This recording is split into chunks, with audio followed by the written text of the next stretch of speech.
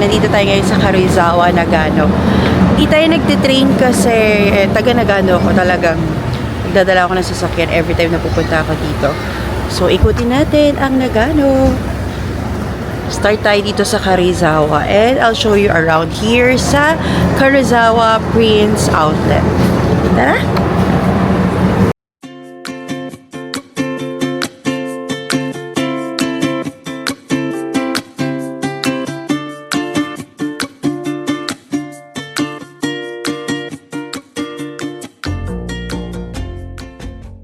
Ayan, makulimlim ngayon. Alam nyo ba, pagka summer, ito ang pinakamalamig na part dito sa Japan, dito sa Karuizawa. Kaya ito summer place ng Japan. Marami nagpupunta rito kapag ganitong summer. Maaliwalas kasi madaming puno dito, ang daming pine tree. Tapos masarap mag-camp dito, yung mga taga city usually talaga dito sa Karuizawa nagpupunta. And dito sa Nagano, usual kapag magta-travel kayo, kailangan talaga may sasakyan kasi malalayo yung mga train dito. Kaya dapat mag-rent kayo ng car kung mga tourist kayo. Okay din naman yung train, pero yun nga lang, kung saan lang kayong part pupunta, dun lang kayo makakapunta, hindi kayo masyado makakaikot-ikot. Yun lang. So, ikot na tayo ngayon dito sa Karuizawa.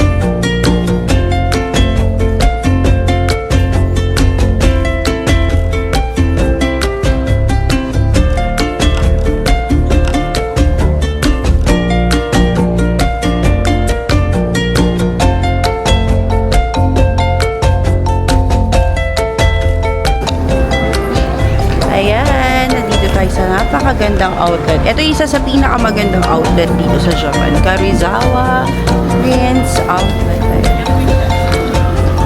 Ang dami niyong choices dito mga mamshis. And napakamura. Ibang-iba sa price talaga sa labas.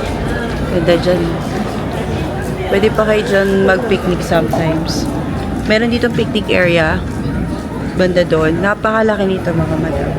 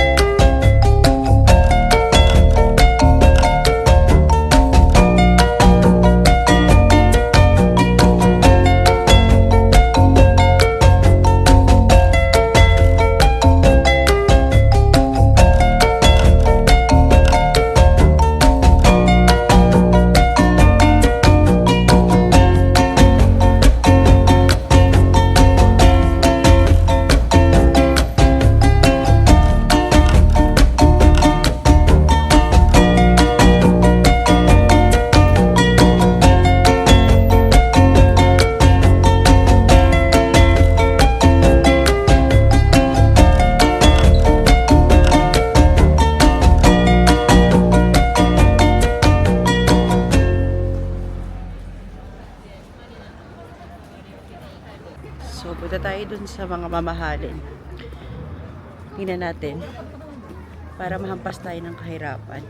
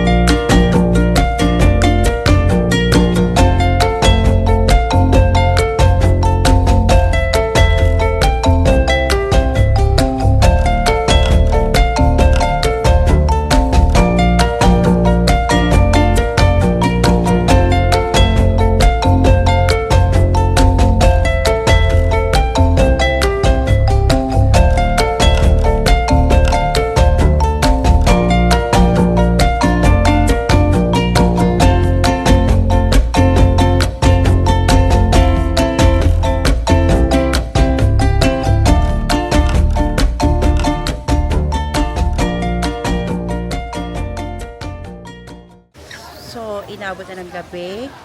Ayan, ang Karizawa sa gabi. Diba?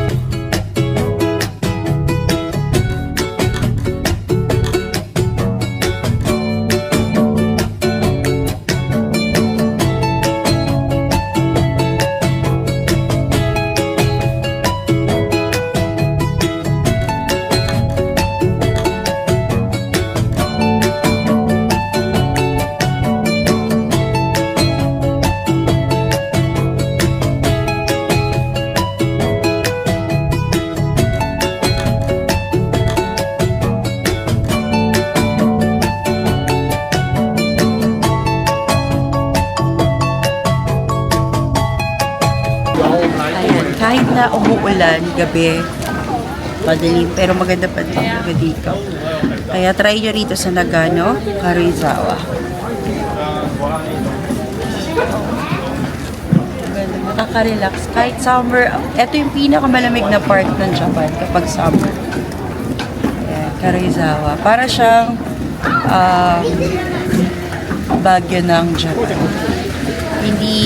Hindi Hokkaido, kundi Nagano. Pag summer. Okay? So, gutom much. Dito tayo ngayon pupunta. At wala na kasi madadaanan. Dito tayo sa beef. Ayan, you know, I love beef. Beef lover tayo. High protein.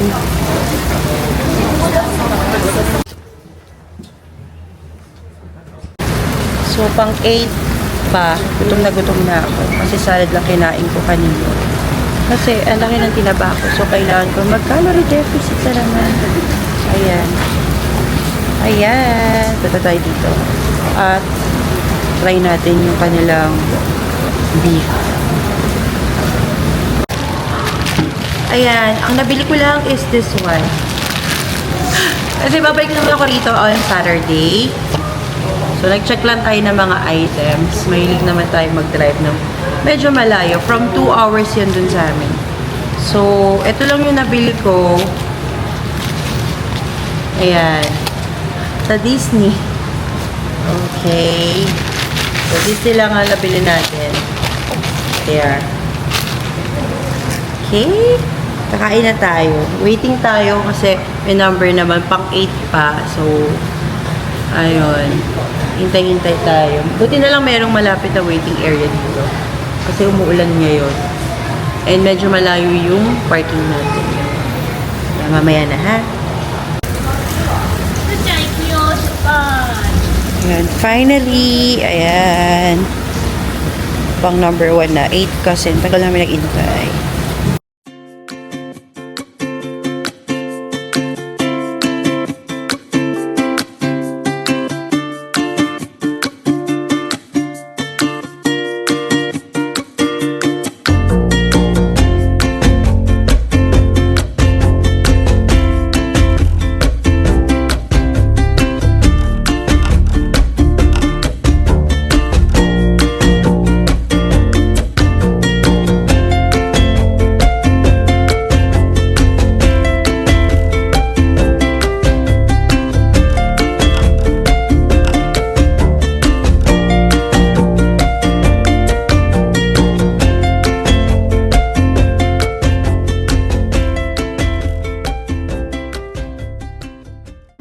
焼き石の方で提供させていただいています。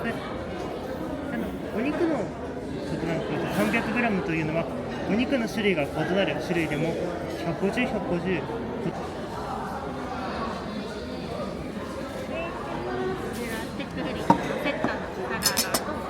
ステーキソースですね。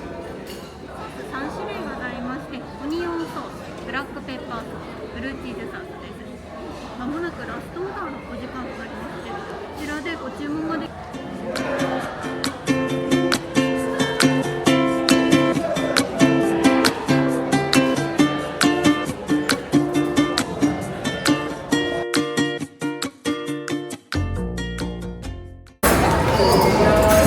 Maganda yung place, pero sobrang tagal. Nainit na yung ulo ko. Gutom pa naman ako. Naubos ko na yung salad. Wala pa rin yung beef. At parang feeling ko nakalimutan. Magwa 1 hour na kami na iintay. Yun lang. チーズソース相手になってます。長いね。時間で。申し訳ございませんが、ちょっとご注文が滞っておりまして、お肉今ブルーレアといって生とレアの中間あたりの焼き加減ですので、お好みの焼き加減に焼いてお召し上がりください。カツの大変高温のため、そのままお肉を置いておくとカツのあたり焦げついてしまうので、お好みの焼き加減に仕上がったらお皿に取り分けていただいて、食べる際また焼き足りない部分焼いてお召し上がりください。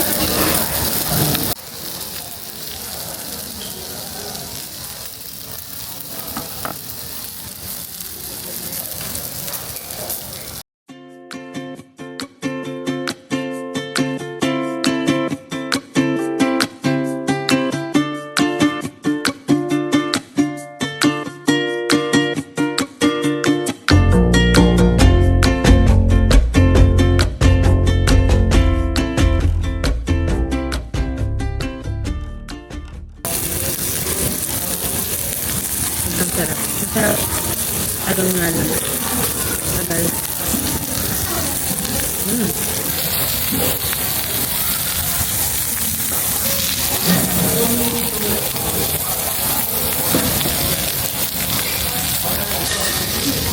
Okay, tapos na yung meal. Rank 1 to 10, pwede na siya 8.5. Kasi 9 sana, kaya lang ang tagal ng serving. Nabot ng 40 minutes bago. Medyo matagal. Tapos, instead na free yung potato, so sobrang tagal ng order, hindi na nakapag-refill. Yun lang. Pero, maganda yung place and sarap naman yung food. Sa serving lang. Yun lang. So, uwi na ako. Kasi anong oras na. So, yan. Sarado na. Sarado na po lahat. Kakatakot.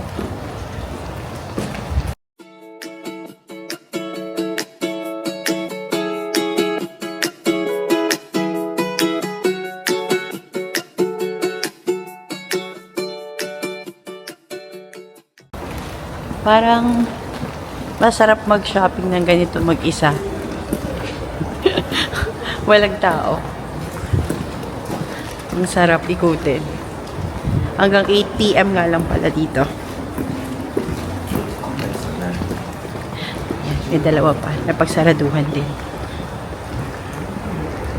Kaya kung pupunta kayo dito from 10 AM to 8 PM lang sila. Mga restaurant, last order is 8 p.m. Uwi na tayo. Napagsara na tayo ng Karizawa. Ayan, sarado na. Ako nagsara. Pero hindi ako nagbukas. Tinanghali ako. Ayan. Babay na tayo sa Karizawa. Balik na lang tayo dito pagkakuha ng mga order. And then, ibang outlet naman tayo pupunta. Follow me for more. Bye! Ayumi sa Japan. Bye-bye po.